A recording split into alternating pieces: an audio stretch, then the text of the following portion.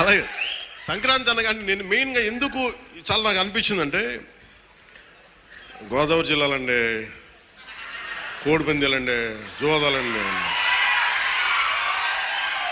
సంక్రాంతి తాలూకు అంటే సంక్రాంతి అంటే కోడిపందాలు, జూదాలు, పేకాట. ఓకే, నేను సరదా అదేం కాదంటలేదు, చేసేవాళ్ళని చేసుకోమని చెప్పి నాకు ఇబ్బంది లేదు. కానీ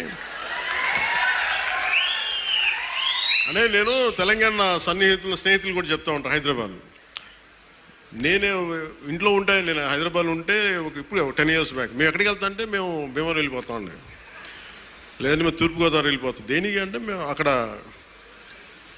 ఈ కోడి పందాలకి ఎంత డబ్బులు వేస్తారని నాకు తెలియదు కూడా తెలియదు.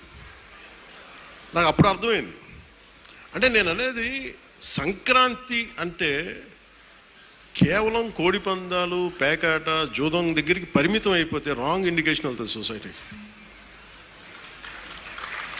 ఇంకెక్కడ ఎలా మనం అది మార్పు రావాలి అంటే, ఎందుకంటే మన సంస్కృతిని మనల్ని దేనికైతే అసలు మూలం ఎట్లా ప్రారంభం అది మర్చిపోయాం అనుకోండి, మర్చిపోతే అది దారి తప్పేస్తాం.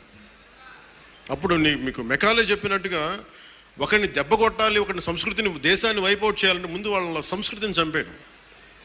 సో ఇది సంస్కృతి మూలాల్ని పరిరక్షించడానికి, మర్చిపోకూడదని చెప్పడానికే ఈ వేడుక ఈ రోజున పీఠిక. ఇది మొత్తం రాష్ట్రంలో ప్రతి నియోజకవర్గంలో ఇది అవ్వాలి. ఇది మనకి గోదావరి జిల్లాలో సంక్రాంతిని కోడి పందాలు ₹1 కోట్ల చేతులు మారుతాయి అనే మాట పోవాలి. సంక్రాంతి నుంచి భోగి మంటల్లో కలిపేయాలి.